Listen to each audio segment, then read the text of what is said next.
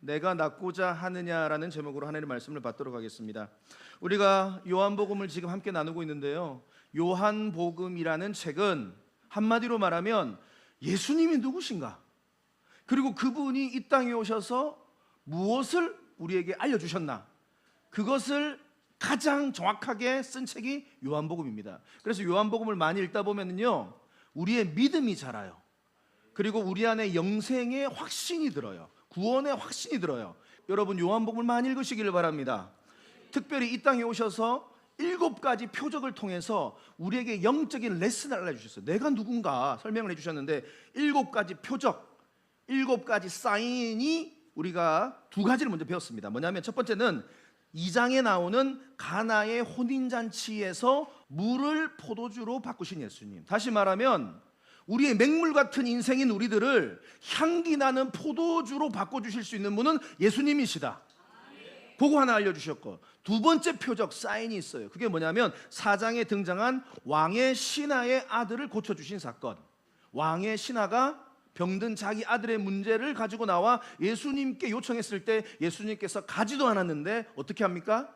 말씀으로만 합니다. 가라, 네 아들이 나았다. 근데 그 말을 이 왕의 신하가 믿고 순종하고 가버립니다. 이 2번째 표적을 통해서 우리에게 알려주신 레슨은 뭐냐면 예수 그리스도의 말씀은 능력이 있다, 이 말이에요. 오늘도 말씀은 능력이 있는 줄 믿습니다. 이 말씀을 그대로 믿고 순종하는 사람에게는 기적이 일어나는 거예요. 자, 오늘 3번째 표적입니다. 오늘은 3번째 표적은 뭐냐? 바로 베데스다 연못에 있는 38년 동안 병들어 앓아 누워있는 그 병자를 예수님께서 고치셔요. 그게 바로 오늘 3번째 표적인데, 이 3번째 표적을 통해서 예수님이 어떠한 영적 레슨을 주는가, 오늘 함께 우리 말씀을 통하여 살펴보기를 바랍니다. 자, 오늘 예수님께서 이 환자, 이 병자를 만나는데요, 언제 만나느냐? 명절에 예루살렘으로 올라가십니다. 아까 보면은 사진 저 위에 갈릴리에서, 다시 사진 한번 보여주세요. 갈릴리 가나에서 내려오십니다. 그리고 유대 땅 수도인 예루살렘 성전이 있으니까 저기로 다시 내려오신 겁니다. 저 예루살렘 성전 옆에 있는 연못물에서 기적을 행하신 겁니다. 자, 요한복음 5장 1절 말씀인데요, 같이 읽겠습니다. 시작. 그 후에 유대인의 명절이 되어서 예수님께서 밑으로 쭉 내려오셔서 예루살렘으로 오셨어요. 그런데 이 명절이 어떤 명절인지 성경은 정확하게 말하고 있지 않습니다. 아마 학자들은 유월절일 것이다 라고 말하고 있습니다. 유월절 뭔지 아시죠? 1년에 한 번 전 세계에 흩어져 있는 유대인들이 예루살렘 성전으로 제물을 가지고 와서 예배하는 날입니다. 자기의 삶을 올려드리는 날입니다. 그날에 아마 예수님께서도 예루살렘으로 가신 것 같습니다. 그런데 예수님께서 예루살렘으로 가시는데 그냥 단순히 명절이기 때문에 제사 드리러 가셨다라기보다는 예수님이 항상 이동에는, 자, 따라서 목적이 있다. 예수님 목적을 가지고 움직이세요. 이게 우리 예수님의 독특한 부분인데, 4장에도 보면 내가 사마리아를 어떻게 해야 되겠다? 내가 가야 되겠다, 이렇게 말하잖아요.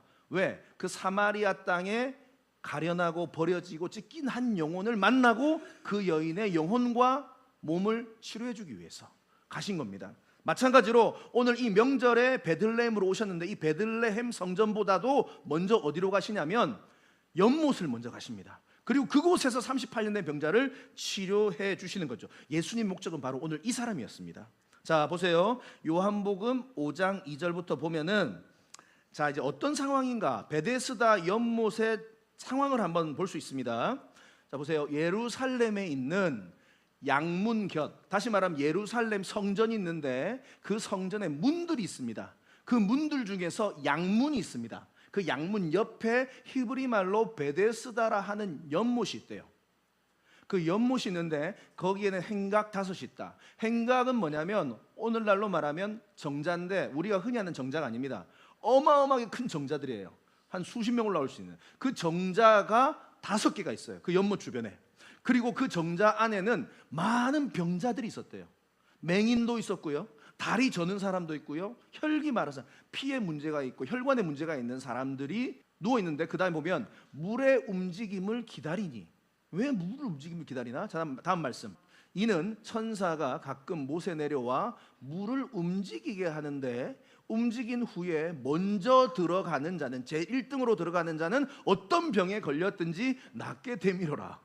거기에 38해 된 병자가 있었다라고 성경은 이야기하고 있습니다. 자, 한번 사진을 가지고 좀 여러분에게 설명해 드릴게요. 자, 예루살렘 성전의 모형도입니다. 모형도예요. 저 예루살렘 성전이 있고요. 자, 다음 사진. 성전이 여기 아까 봤던 요 네모난 박스입니다. 이 네모난 박스고요. 그 네모난 박스를 기준으로 해가지고 저 벽들이 있습니다. 그리고 그 성전이 중심인데요. 그 문들이 있습니다. 문들이 쫙 보이시죠? 문들이 보이는데 양문이 어디냐? 저기 예루살렘 성전 바로 위에 보면 사자문 보이세요? 사자문. 저 사자문이 바로 양문입니다. 양문 옆에 보면은 풀 오브 베데스다라고 보이세요? 그 밑에 영어로 저희가 바로 베데스다 연못입니다.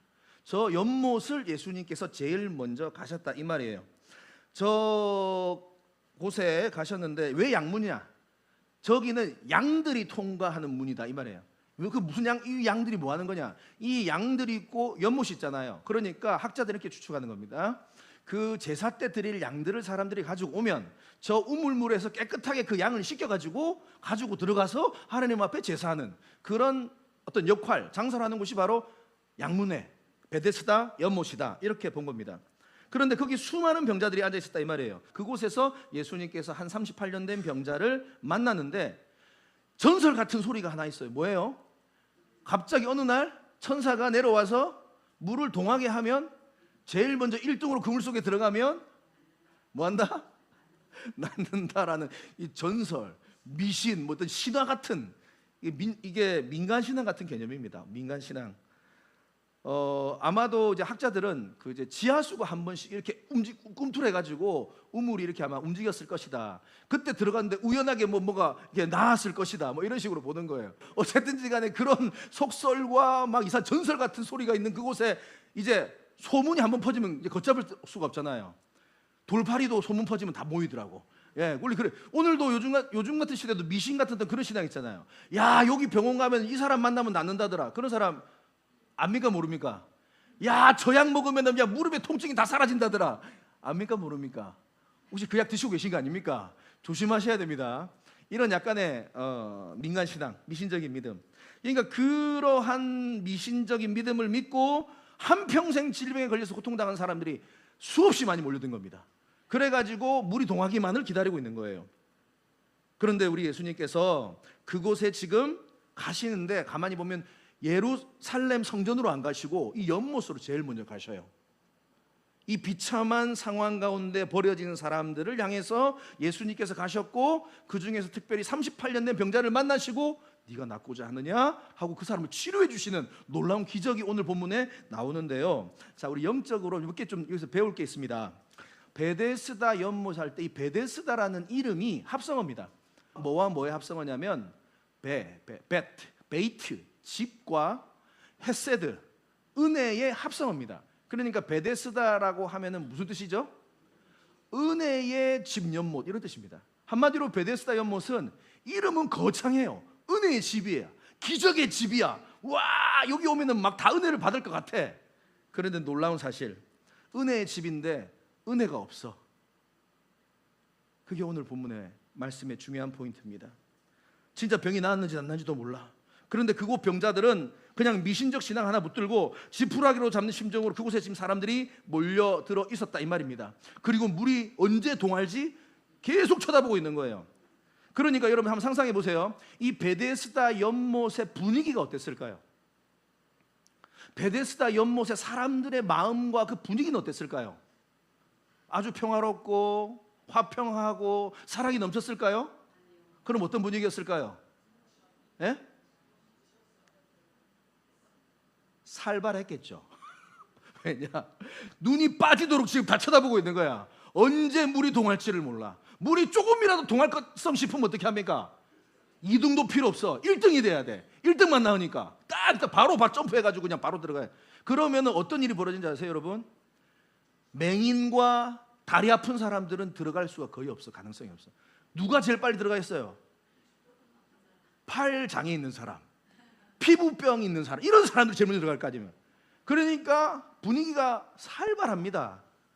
최악이에요. 이기심과 경제심과 냉랭함이 가득했던 곳이 베데스다 연못. 이름은 은혜의 집인데 은혜가 하나도 없어요. 살벌했던 공간입니다. 오늘 우리 주님께서 이 은혜 없는 곳, 절망의 냄새가 나는 이곳에 가셔서 이 가짜 집을 진짜 은혜의 집으로 바꾸신 줄을 믿습니다. 여러분 기억하세요. 예수님이 진짜 은혜의 집이다. 예수님이 진짜 은혜의 집이다. 예수 그리스도를 진짜로 믿는 그 사람만이 진짜 은혜를 얻고 기적을 경험하고 회복을 경험하는 줄을 믿습니다. 요한복음 1장 14절 말씀입니다. 말씀이 육신이 되어 그 하나님의 말씀이 육신이 되어서 우리 가운데 오셨어요. 우리가 그의 영광을 보니 아버지의 독생자 영광이요, 그 예수님은 어떤 분이십니까? 은혜가 충만하신 분. 여러분, 그래서 우리가 진짜 예수를 믿으면요, 우리의 삶에 은혜가 늘 넘쳐요. 늘 진리가 있어요. 참 감사해요. 이번에 우리 감사 제목들 여러분들이 올리시는 걸 보면서 제가 매일 눈이 빠지면서 쳐다보면서 제가 다 그걸 분석을 하고 있습니다. 사실은 여러분, 도대체 어떤 상황인가, 도대체 왜 이런 감사 제목을 올렸는가, 혹시나 문제가 있는가 아닌가, 기도 제목을 내가 뽑아야 되는 것은 아닌가, 막 여러분 제가 그냥 허투루 그 보는 줄 알았죠. 아닙니다. 딱 태훈이가 감사 제목 딱 올리면 난 딱 보는 거예요. 태훈이가 왜 이 감사 제목 올렸지? 혹시 무슨 뭐 기도 제목 있나? 다 보면서. 근데 감사한 건 뭐냐면 우리 성도님들의 감사가 너무 은혜가 있더라고. 예수 그리스도를 제대로 믿고 예수 그리스도를 제대로 나의 주와 구세주로 고백한 사람은 진짜 은혜를 경험하는 줄 믿습니다. 영적 레슨, 은혜 자체이신 예수, 교회의 머리 대신 예수. 여러분, 예수님만이 진짜 은혜예요. 예수님만이 진짜 교회의 머리가 되십니다. 오늘날에도요, 이 은혜의 집이 있습니다. 예수 그리스도를 만날 수 있는 곳이 있습니다. 어디입니까? 바로 교회입니다. 교회. 진짜 예수 그리스도가 그 교회의 머리가 되시고 주인이 되시면요, 그 교회는 반드시 은혜가 있어요. 반드시 기적이 있어요. 반드시 변화가 있어요. 할렐루야. 그런데 가짜 베데스다처럼 가짜 교회도 있는 것 같아요. 제가 보니까 건물은 화려하고 사람들은 많고 뭔가 있는데 은혜가 없어. 냉랭해, 살벌해. 그런 교회 있어요. 그래서 진짜 은혜 받고 싶어서 교회를 갔는데 은혜를 못 받아. 괜히 막 박혀있는 돌들이 굴러왔다고 막 자꾸 무시하고 힘들게 하고 그런 교회 있어요. 한 SNS에서 한 성도의 가슴 아픈 고백이 있는데 한번 들어보세요.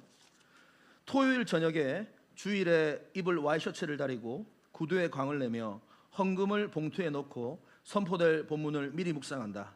주일 아침에는 깔끔하게 면도를 하고 머리에 기름을 바르며 평일에 사용하지 않는 향수를 뿌리고 말씀을 받을 기대에 부풀어 교회당으로 향한다. 그러나 본문과 상관없는 설교자의 설교로 인해 거의 매주일 상처를 받고 집으로 돌아온다. 오늘날 나는 울면서 기도한다. 하나님, 제가 예배를 위해 준비한 것에 10분의 1만이라도 은혜를 주세요. 여러분들이 올리신 거 아니죠? 우리 미라클 교회는 절대 이런 교회 안 되기를 바랍니다. 오면은 날마다 기쁨 있고 감격 있고 회복 있고. 아멘. 우리 김석희 집사님 한 주 동안 다리가, 예배를 드리고 싶은데 막 다리가 아야야야야. 그런데 그 가운데서도 지난주 영상으로 예배 드리시고 순종하셔가지고 왜 감사 제목을 계속 올리시고 고맙습니다. 너무. 여러분, 이런 교회를 우리가 함께 만들어 갑시다. 당연히 1차적으로는 제가 목회자로서 1차적인 책임이 있지만 여러분들에게도 책임이 있습니다. 함께 만들어 가요, 우리 교회. 자, 넘어가서, 자, 여기 보면은 아주 재미있는 헬라어들이 나오는데요. 5장 4절에 보면 천사가 가끔 못에 내려와, 이런 표현이 있죠. 이 가끔을 헬라어 그리스 말로 보면은 카이로스라는 단어가 등장합니다. 혹시 들어보셨어요? 카이로스. 카이로스라는 단어는 뭐냐면 하나님의 기적이 일어나는 시간이에요. 하나님의 역사를 경험하는 시간이 카이로스입니다. 그러니까 그리스 말에는 시간이라는 단어가 두 가지가 있어요. 하나 더, 요한복음 5장 6절에 보면 또 그 시간이라는 단어가 등장하는데, 보면은 예수께서 그 누운 것을 보시고 병이 벌써 오랜 줄 알고요. 근데 이 벌써가 무슨 말이에요? 크로노스라는 단어가 나옵니다. 이 크로노스라는 단어의 뜻은 뭐냐면 인간의 연대기적 시간을 말해요. 그러니까 카이로스, 크로노스, 이 두 가지의 단어가 똑같이 시간이라고 해석될 수 있는데 그 의미가 조금 달라요. 그러니까 카이로스는 하나님께서 기적을 일으키시는 시간, 크로노스는 인간의 그냥 흘러가는 시간을 말하는 거예요. 그래서 우리가 이것을 깨달아야 됩니다. 지금 이 38년 된 환자는 크로노스의 시간을 계속 보내고 있었던 거예요. 그런데 그곳에 카이로스의 역사가 일어난 겁니다. 이해가 되세요? 한평생 카이로스를 경험하고 싶었지만 경험을 못했어요. 늘 크로노스의 시간만 보냈어요. 그런데 오늘 예수를 만남으로 카이로스의 시간을 만난 겁니다. 할렐루야. 그래서 영적 레슨입니다. 크로노스 안에서 카이로스를 경험하셔야 돼요. 인간의 흘러가는 이 시간 속에서 우리는 반드시 하나님이 일하시는 기적의 시간 카이로스를 경험해야지 진짜 성도의 삶을 살아갈 수 있는 거예요. 그게 우리 미라클 성도가 된다 이 말이에요. 크로노스 안에서 카이로스를 경험하라.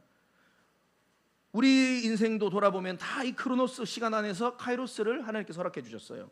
우리 미라클교도 마찬가지예요. 여러분, 크로노스의 시간만 보내는 성도님들도 더러더러 있는데요. 우리 교회는 없겠지만 이런 성도들 예를 들면 이런 거예요. 오늘 주일날 11시 예배 드리러 왔어요. 예배 드려가지고 한 12시 10분까지 20분까지 예배를 드려요. 그리고 나서 그 이후에는 집으로 돌아갈 때는 하나님하고 빠이빠이 하는 거예요. 그리고 월화수목금토는 자기 마음대로 사는 거예요. 내가 하나님 되어서 내 뜻대로 내가 생각한 게 정답이야 하면서 하나님의 역사가 일어나지 못하도록 해요. 이 크로노스 성도들이에요. 이런 성도들이 있어요. 우리 미라클교회는 없는 줄 믿습니다.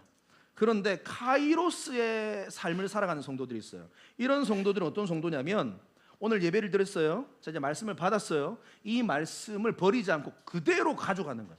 그래서 오늘 저녁에도 묵상하고 월요일부터 묵상하고 계속 월화수목금토 말씀과 기도로 살아가는 거예요.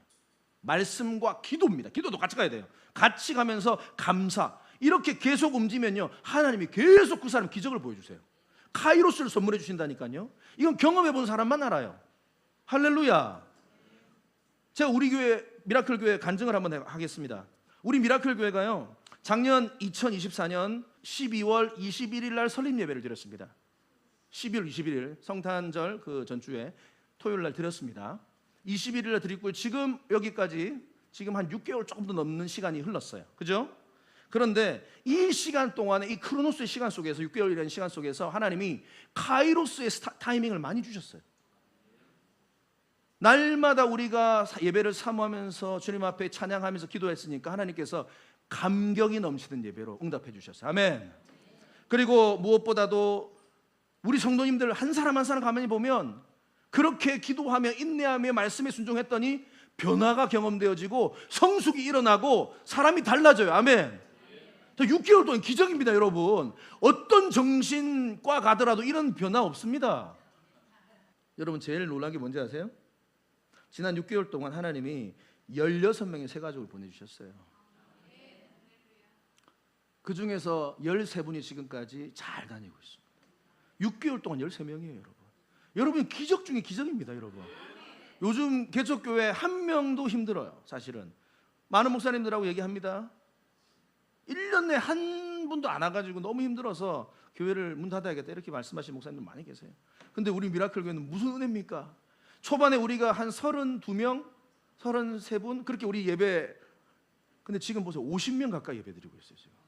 할렐루야. 여러분, 우리 미라클 교회는 하나님이 살아계서 역사하시는 줄 믿습니다. 카이로스가 지금 역사한다 이 말이에요. 그래서 카이로스의 시간을 여러분 반드시 경험해야 돼요. 크로노스의 시간만 살지 마시라 이 말이에요. 넘어가서 자, 이게 요한복음 5장 6절 말씀 보면 그 카이로스의 시간을 주고 있는 거예요. 네가 낫고자 하느냐. 이 38년이라는 크로노스의 시간 속에서 카이로스를 경험하고 싶니? 네가 낫고자 하느냐. 오늘도 주님 우리에게 물어보십니다. 네가 낫고자 하느냐? 네 병든 몸이 낫고자 하느냐? 네 병든 마음이 낫고자 하느냐? 오늘도 우리가 영적으로 주님 예스! 낫고 싶습니다. 주여 고쳐주시옵소서 고백하면 주님이 분명히 카이로스를 선물해 주실 줄 믿습니다. 근데 이 질문이 여러분 좀 특이합니다. 왠지 아세요? 당연한 질문이에요. 이 질문은 38년 된 병자에게 네가 낫고자 하는, 이거 조롱하는 거 아니에요? 당연히 낫고 싶지. 그럼 안 낫고 싶어 이렇게 하겠어요? 맞죠? 이런 질문, 이런 성경을 보면서 이렇게 바라보시라요. 38년 된 병자한테 낫고 싶습니까? 이렇게. 만약에 너무 막 일하면서 막 부자가 되고 싶은 그 사람한테 네가 부자가 되고 싶으냐? 여러분 열받지. 내가 지금 하고 있는 게 얼마인데 지금. 똑같은 거예요. 왜 이런 질문을 하신지 아세요? 예수님은요 목적을 가지고 질문하세요. 이 38년 된 병자는요 그 지난 오랜 시간 동안 계속 누워 있으면서, 그래도 또 가만히 보니까 물이 동할 때 한번 들어가 보려고 몇 번 시도를 했어. 근데 시도하면은 이미 피부병 걸린 사람이 벌써 다이빙에 들어가고, 한번 들어가려고 하니까 팔 다친 사람이 갑자기 굴러서 들어가고 막 난리예요. 자기는 전혀 이제 소망이 없는 거예요. 그러니까 그 지난 오랜 세월 동안 누워 있으면서 병 낫기를 포기한 겁니다. 자포자기했다 이 말이에요. 이제 아무 생각이 없는 거예요. 나는 끝났다. 소망이 끊어진 겁니다. 그래서요, 여러분 기억하세요. 예수님은요, 이 병자의 지금 마음을 꿰뚫어 보고 있는 거예요. 이 병자의 육신을 회복시키기 이전에 마음을 먼저 회복시켜야 돼요. 우리 주님은 놀랍습니다. 우리 주님은 우리의 병든 몸을 회복시켜 주시길 원하시면 그 이전에 우리의 상한 마음, 포기한 마음, 상처난 마음, 그 마음을 먼저 회복시킨 다음에 그 다음에 질병까지 회복시켜 주시는 완벽한 밸런스의 축복의 하나님입니다. 아멘. 다시 꿈을 꾸도록, 다시 열망을 가지도록, 다시 소망을 가지도록. 자, 영적 레슨입니다. 질병보다 자포자기의 마음을 우리 주님은 먼저 회복시켜 주시기를 원하세요. 저는 이런 예수님이 너무 좋아요. 단순히 그냥 병만 낫고, 단순히 네 기도에 내가 그냥 응답해 돈만 주고, 그럼 우리 주님이 아니세요. 우리도 마찬가지입니다. 적용해 봅시다. 우리도 이런 부분이 있어요. 오랜 시간 동안 하나님 앞에 간절히 기도했던 제 기도 제목들이 있어요. 그런데 아무리 기도해도 응답이 안 보여. 와, 그러다 보니까 이 기도 제목 혹시 포기하고 잊어버린 기도 제목 있지 않습니까? 10년, 20년, 30년 그렇게 오랜 시간 기도했는데 변화가 응답이 안 돼. 그렇게 내가 내 남편을 위해서 기도했는데 남편이 변하지 않아. 내 자녀를 위해서 그렇게 기도를 하고 또 기도했는데 변화되는 모습이 안 보여. 내 상황을 위해서 그렇게 기도했는데 변화가 되는 모습이 안 보여. 내 상황이, 내 연약함을 가지고 그렇게 기도했는데 하나님이 내 연약함 그대로 두고 계시는 것 같아요.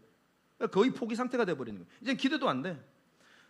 주님, 오늘 주님은요, 기억하세요. 그 자포자기한 마음, 포기한 마음을 먼저 회복시켜 주시길 원하십니다.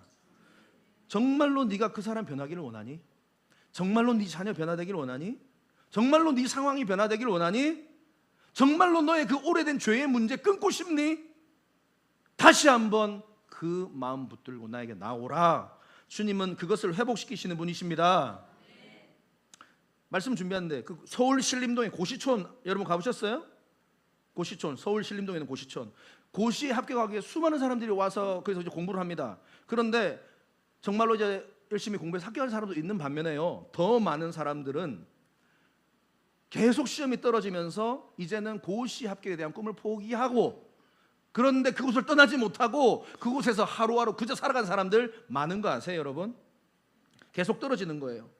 근데 공부한 건 아까워요. 부모님 뵙기도 미안해요. 고향에서 보내주는 생활비, 음식만 먹으면서 그냥 하루하루 게임 중독자로 살아가고 있는 사람들, 알코올 중독, 도박 중독에 빠져가지고 고시촌에 그 많은 낭인들이 있습니다. 똑같은 개념 아니에요? 선교지에도 이런 분이 있는 거 아세요? 일본 선교사님들, 특별히 일본 땅은 복음화율이 1점 몇 프로, 2%도 안 됩니다. 그곳에 일본 영혼들을 너무 사랑해서 선교사님들, 한국 선교사님 가셔요. 가가지고 거기서 복음을 전해요. 그런데 이제 막 꿈을 안고 간 거예요. 소명 붙들고 갔는데 열심히 전도하는데 1년이 지나도 한 사람도 안 와. 5년이 지나도 한 사람도 안 와. 10년이 지나도 한 명도 안 와. 그런 교회가 많대요. 그러면 이 일본 선교사님들의 마음이 어떤 마음이 들겠어요? 자포자기한 마음이 들어요. 아, 안 되나 보다, 끝났나 보다, 안 되나 보다 하고 그렇게 마음을 먹고 한국으로도 못 돌아와요. 왜냐하면 자기 삶의 터전이 그 일본 땅이 이제 만들어져 버렸으니까. 그러니까 완전히 지친 상태에서 일본에서 그냥 살아가고 있는 선교사님들이 많대요. 우리 개척교회 목사님들 마찬가지입니다. 그렇게 귀한 소망을 가지고 개척 시작했는데 홍도가 안 와. 힘들어. 우리 주님은 인자와 긍휼이 많으신데요, 우리 주님 우리를 회복해 주시길 원하시는데, 우리의 삶을 회복해 주시길 원하는데, 기억하세요. 우리의 상한 마음, 포기한 마음을 먼저 만져주시는 분이시다.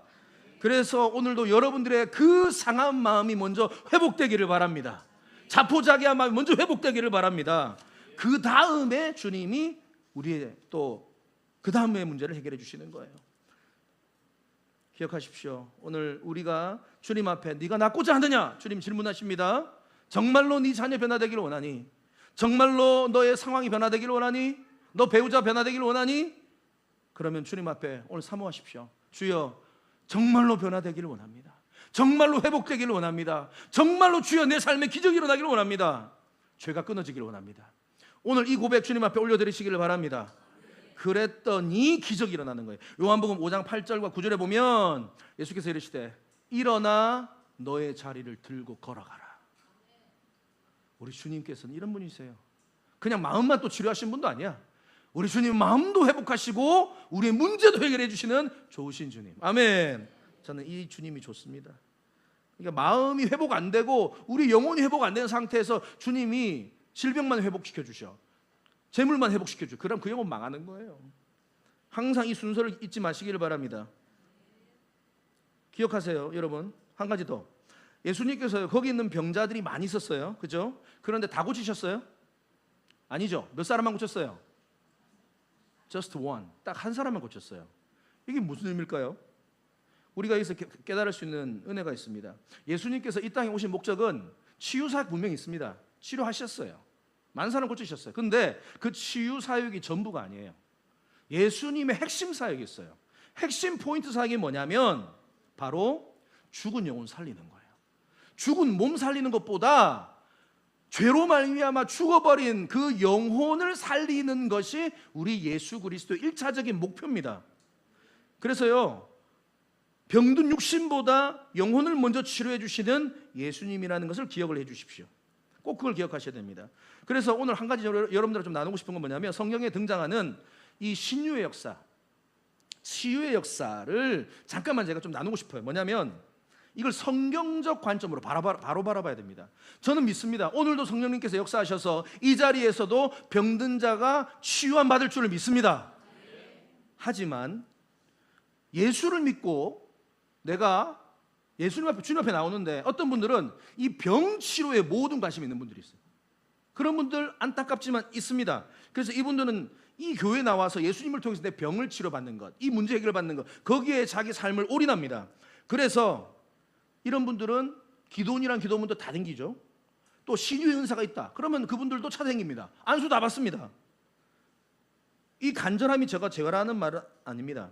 그런데 여러분 기억하세요. 이 신유의 역사, 치유의 역사는 일어나는데 이것은 따라서 하나님의 주권이다. 하나님의 뜻대로 해요.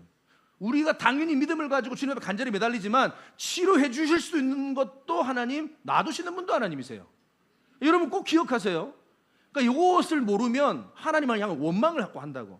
하나님의 제일 좋은 것을 우리에게 허락하신다 이 말이에요. 치료해 주실 수도 있고 그대로 두실 수도 있어요. 그래서요, 저도 이 놀라운 병고침의 역사를 경험하신 분들 많이 봤습니다. 그리고요, 사실 저도 다음에 얘기하겠습니다만 저도 신유의 기적을 체험한 적이 있어요. 네, 하나님 앞에 기도하면서 제 병든 몸이 나았어요. 하나님 역사하시더라고. 그런데요, 이거 기억하세요. 대다수 예수를 믿는 그리스도인들이요, 정말로 믿음으로 우리가 살지만 질병에 걸리고 노환이 오고 오랜 시간, 힘든 시간을 보내다가 죽음을 맞이합니다. 이게 우리 그리스도인의 삶입니다. 인간의 실존입니다. 사진 한번 보여주세요. 제 인간의 실존이에요. 아무리 내가 믿음으로 살고 심지어는 신유의 역사를 경험을 해도 다시 나이 들고 다시 노화가 와 다시 죽어요. 이게 인간이에요. 우리 인간이에요. 이게 일반적인 우리 인간의 삶입니다. 우리는 다 죽어요. 안 죽는 사람 없어요.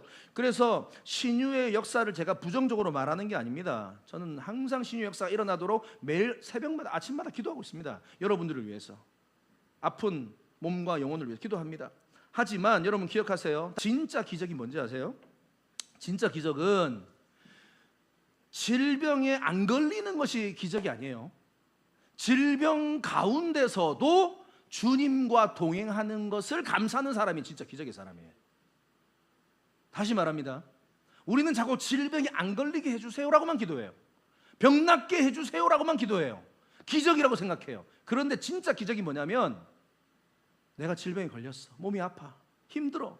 그런데 그 병 가운데서도 내가 주님과 함께하는 거예요. 그 이 상황을 뛰어넘고 오히려 감사하는 그분이 진짜 그리스도인이요, 진짜 기적의 사람인 줄을 믿습니다.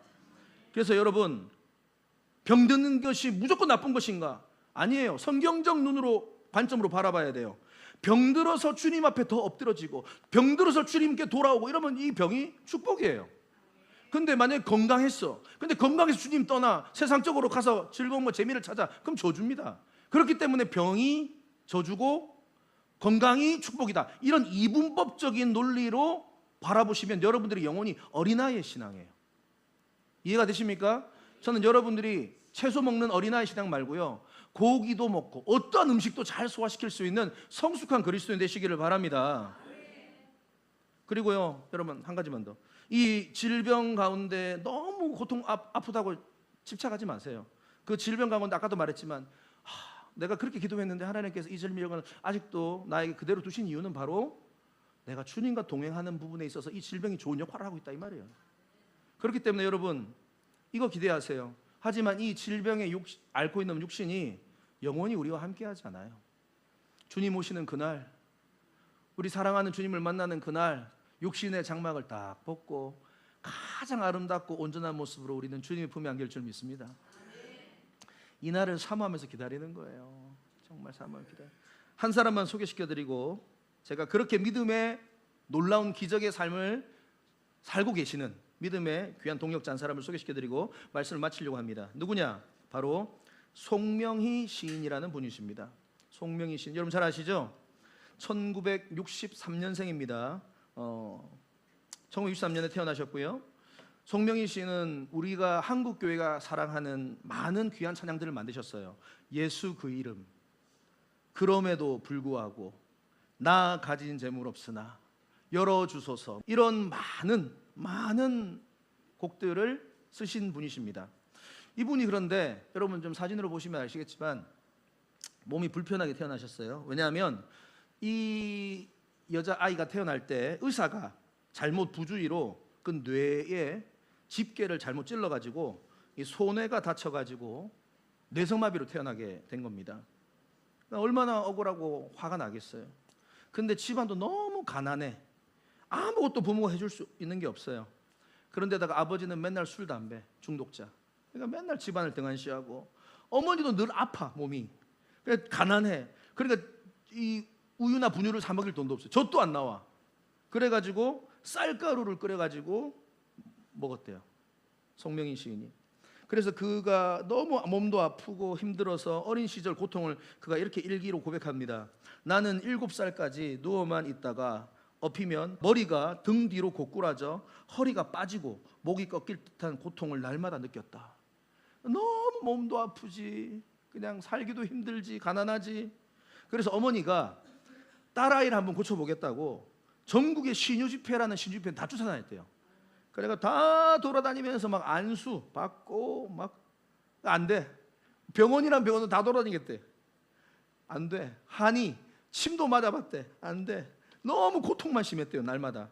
그래서 이제 10살이 넘어가면서 이 송명희 시인이 이 원망이 그게 달한 겁니다. 하나님을 원망하고 어머니를 원망하고 가정을 원망하고. 그래서 왜 엄마한테, 왜 그때 나 그냥 나 죽여버리지, 나 유산시켜버리지, 왜 나 태어나게 해서 나 왜 내가 길렀냐고 완전히 그냥 엄마를 그냥 그렇게 원망을 했대요.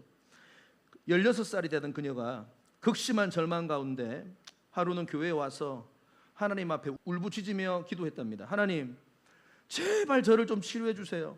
제발 저를 좀 만나 주세요. 제 모든 거를 주님께 다 드릴게요. 너무 고통스러우니까. 그런데 그렇게 기도하는데 갑자기 한 빛이 그녀의 머리 위에 계속 빛이 되라는 겁니다.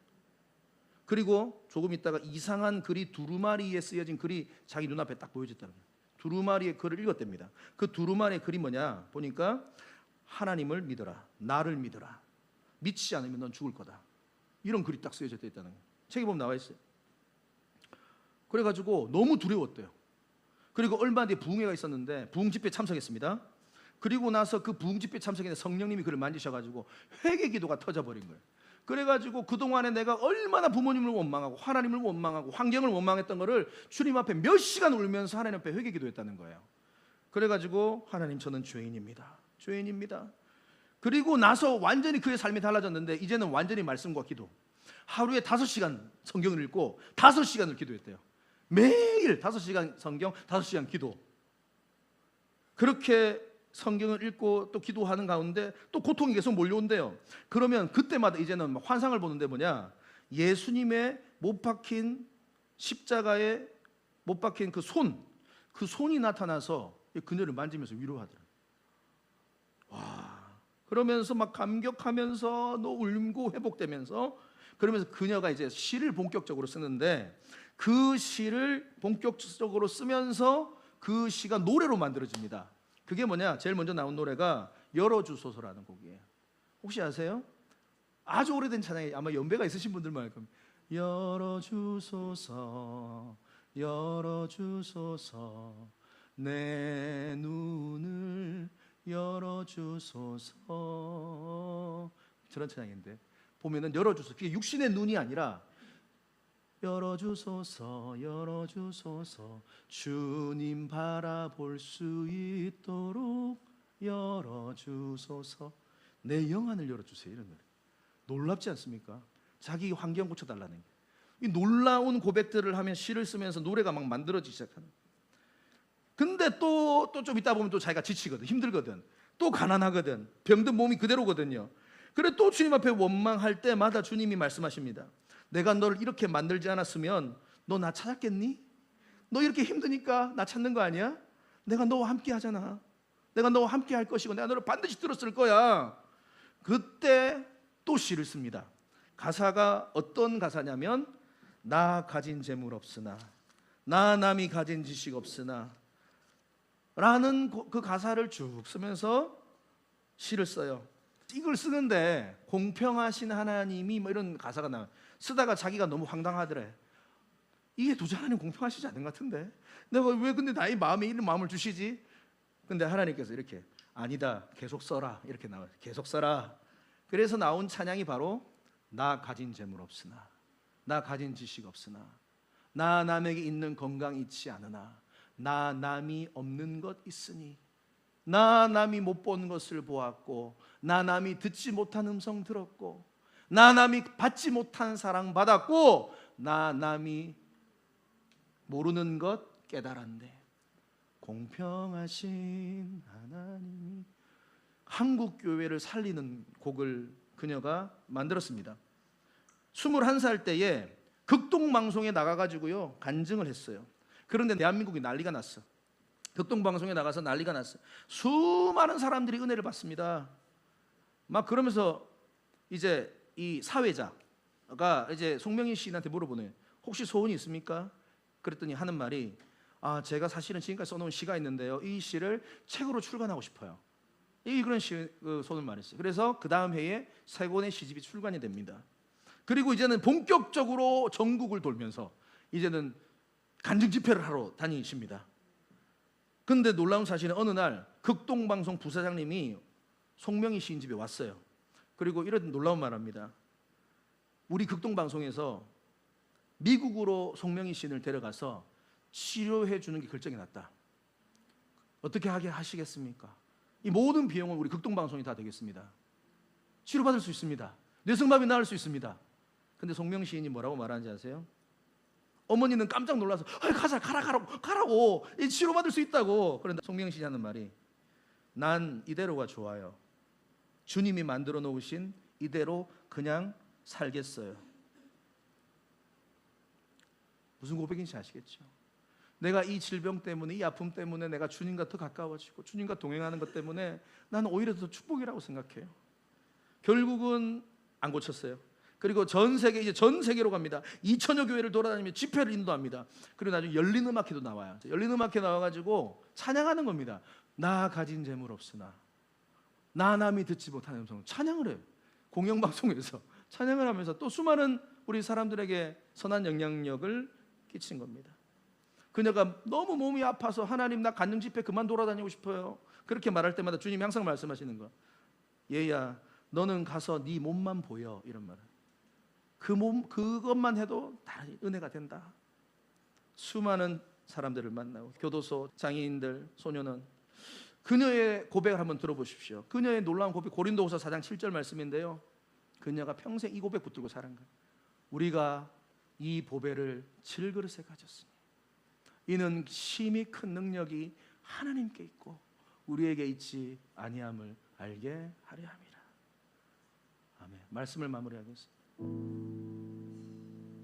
이 보배가 누굽니까? 바로 예수 그리스도인 줄 믿습니다. 그 예수 그리스도가 이 질그릇, 연약하고 깨어지기 쉽고 날마다 불안한 이 질그릇 가운데 우리는 예수 그리스도를 가졌습니다. 그러므로 말미암아 우리에게 큰 능력이 나타나는 줄을 믿습니다. 여러분, 이 예수 그리스도와 함께 늘 동행하시기를 바랍니다. 어떠한 고난에도, 어떠한 질병에도, 어떠한 마음이 상한 그 상황에서도 우리 주님은 우리와 함께 하시고요, 우리의 마음을 치료해 주시길 원하시고 우리의 삶 가운데 기적을 베풀어 주시길 원하시는 분이십니다. 여러분, 오늘도 그 보배를 사랑하시고 그 보배와 함께 영원히 동행하시는 저와 여러분 되시기를 바랍니다.